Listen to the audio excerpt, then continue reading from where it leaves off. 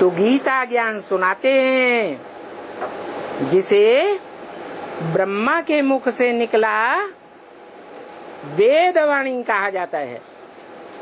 वेद माने जानकारी, जानकार को विद्वान कहा जाता है। विद जानकारी तो है। वेद या संगम युग में उन्हें मुरली कहो, वो जानकारी तो है, परंतु उसकी गहराई को, वेदों की व्याख्या को, वेदों के इंटरप्रिटेशन को कौन जानता है?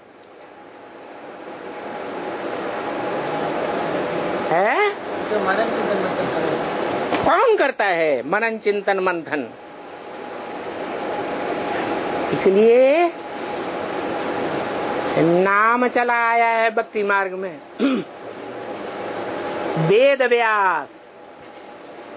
क्या नाम चला है? वेद व्यास। जिन वेदों का पहला जो प्रारूप है वो श्रीमद् भगवत गीता है। उसमें भी लिखा है व्यास प्रसादात। व्यास के प्रसन्नता से ये गीता हमको प्राप्त हुई। गीता ज्ञान प्राप्त हुआ। जो गीता ज्ञान ज्ञान अमृत का रूप धारण करता है। कब धारण करता है? जब वो वेद और वो गीता उसका आरण्यकों में, ब्राह्मणों में, जैसे शतपथ ब्राह्मण, विस्तार किया जाता है। वेदों की ऋचाओं की व्याख्या की जाती है।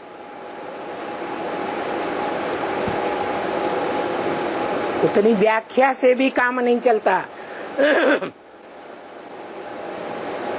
क्योंकि द्वापर युग द्वैतवादी युग से मनुष्य दिन पर दिन विकारी बुद्धि बनते जाते हैं। इसलिए उन ब्राह्मणों की, उन शतपथ ब्राह्मण आदि अथवा आरण्यकों की भी व्याख्या की जाती है, जिनसे बने उपनिषद।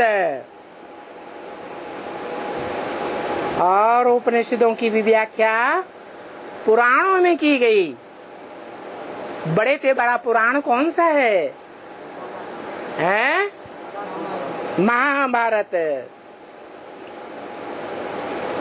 पूरा एक बड़ा हाल भर जाता है महाभारत से। इतना बड़ा ग्रंथ है। पुराणों में बड़े से बड़ा पुराण महाभारत व्यास के द्वारा लिखा गया।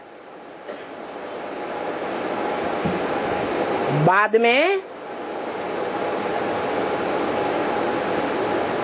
वाल्मीकि के नाम से वाल्मीकि रामायण लिखी गई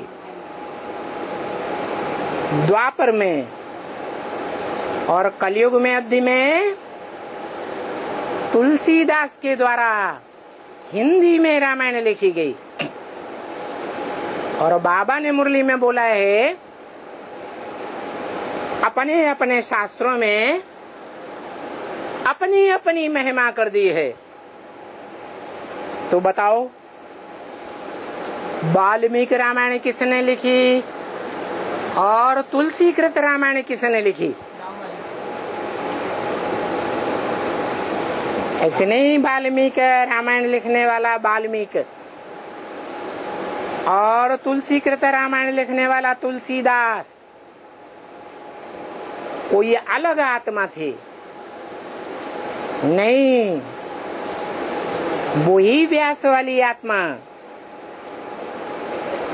रामायण महाकाव्य भी लिखती है।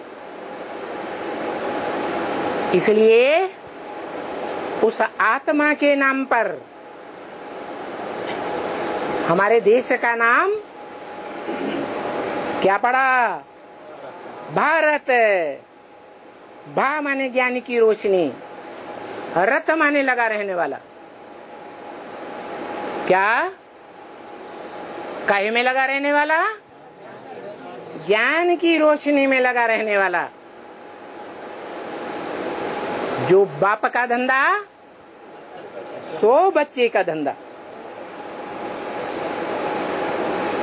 हम आत्माओं का बाप, उसका क्या धंधा है? वो हमको क्या देता है? कौन सा वर्षा देता है? वो निराकार आत्माओं का निराकार बाप है। निराकार बाप से निराकारी ज्ञान का वर्षा ही तो मिलेगा। और वो निराकार ज्ञान का वर्षा ऐसा अखूट ज्ञान का भंडार है जिसमें से सारा ज्ञान कोई निकाल ले तो भी संपूर्ण का संपूर्ण ही बचता है, कभी खूटता है ही नहीं।